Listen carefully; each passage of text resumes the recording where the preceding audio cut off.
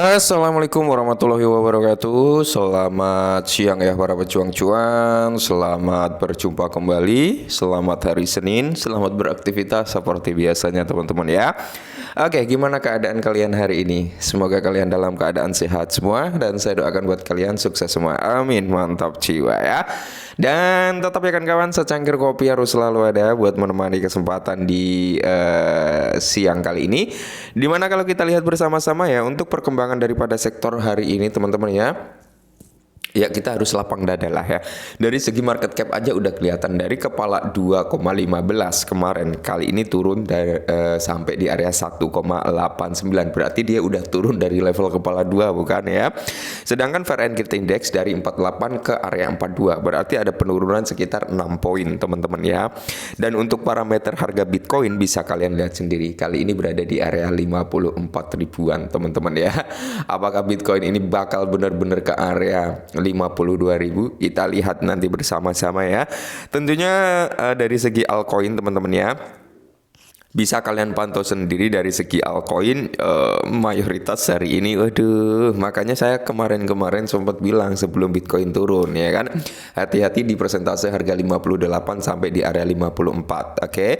Karena di situ potensi untuk kesentuh itu sangat tinggi teman-teman, dan saya sering mengucapkan taking profit lah ya ketika kalian memang udah merasa dapat cuan gitu teman-teman ya. Kalau kita masuk dalam sektor meme ya. Oke, kita lihat dulu untuk sektor meme teman-teman. Mungkin ada beberapa altcoin lah ya yang notabene memang saya belanja hari ini tadi teman-teman ya. Nah, di sini Dogecoin Shiba Inu PP ini juga mengalami penurunan teman-teman ya. PP ini 17% loh dalam seminggu 40% ini. Tinggi sekali ini untuk PP. WIF juga sama, tinggi teman-teman ya.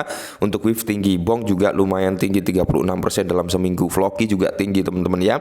Jadi mayoritas overall keadaan meme coin ini teman-teman ya mengalami penurunan yang cukup signifikan. Nah, hari ini sebenarnya saya tadi belanja di Miu teman-teman ya. Di Miu kalian bisa cari altcoin lainnya yang mungkin notabene dari segi meme atau segi apa yang kalian tunggu-tunggu, kalian incar-incar gitu teman-teman ya. Karena di sini memang saya mau memanfaatkan momentum lah ya, karena saya mau DCI gitu teman-teman ya. Kalau kalian mau DCI ya silakan, tapi kalau enggak ya enggak apa-apa teman-teman ya, nikmatin prosesnya aja. Nah, yang pertama untuk PP teman-teman ya. PP kan kemarin sempat kita bahas ya kan. Nah, kalau sampai area ini kejebol ya, area ini kejebol, maka di area 745 ya sampai kisaran di harga 683 teman-teman ya. Maka si PP berpotensi buat breakdown kembali jauh lebih dalam. Kali ini kan harganya di kisaran berapa ini? 718 ya teman-teman, di area 718, 719an kisaran harga tersebut. Nah, potensi PP teman-teman ya, dia bisa breakdown sampai di kisaran kepala 5540 sampai di kisaran 476 ya.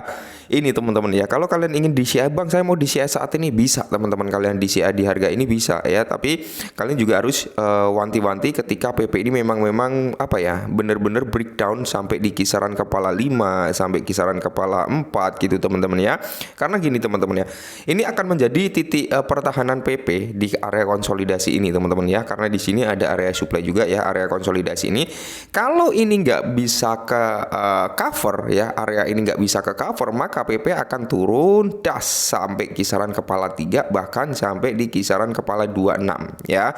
Itu area yang perlu kita waspadai untuk PP saat ini. Nah, jadi kalau menurut kalian ingin DCI saat ini bisa teman-teman, kalau kalian ingin DCI. Tapi kalau kalian nggak yakin dengan PP ya nggak usah gitu teman-teman ya.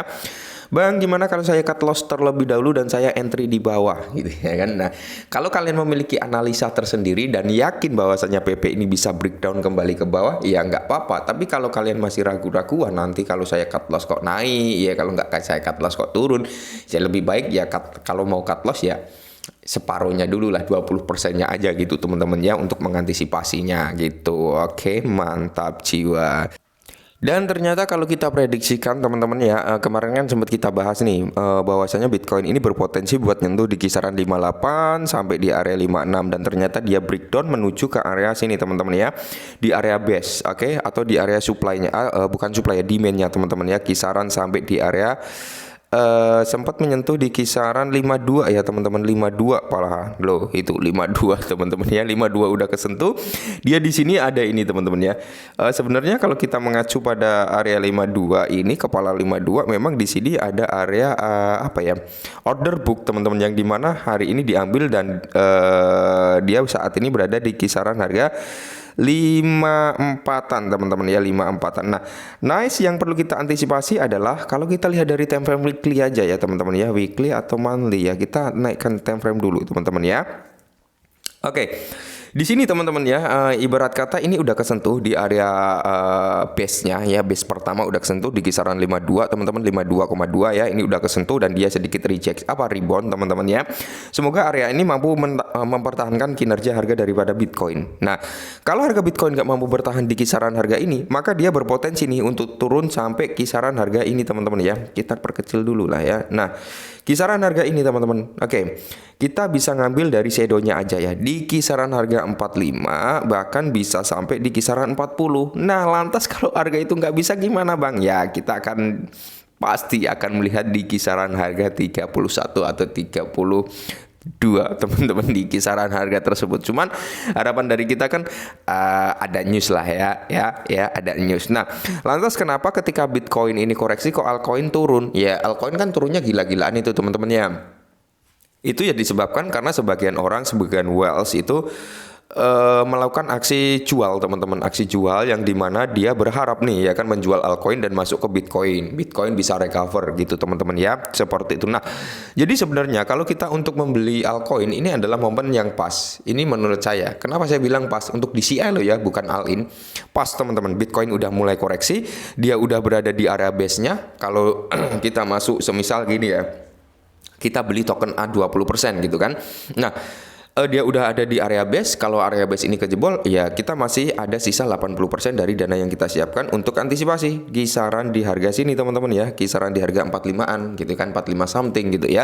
Kita bisa masuk 20% atau 25% kembali. Nah, ketika area ini kok kejebol lagi gitu ya, kita masih ada titik entry sekitar ya 50 sampai 55% kan dari kepemilikan modal kita bisa antri di bawah sini teman-teman, seperti itu ya. Jadi ya semoga saja sih kalau si Bitcoin mau breakdown ya mungkin dia akan tertahan di kisaran harga ini teman-teman, di area 44 atau di area 45, dan semoga saja nggak breakdown jauh lebih dalam lagi ya. Karena ya itu tadi teman-teman, kalau Bitcoin ini sampai turun lagi, maka kita akan melihat berpotensinya penurunan daripada altcoin jauh lebih dalam lagi. Apakah Agustus ini akan menjadi bulan liquidation ya untuk bagi mental tempe? Ya kita lihat saja nanti. Oke, mungkin ini dulu ya, semoga bermanfaat dan salam cuan.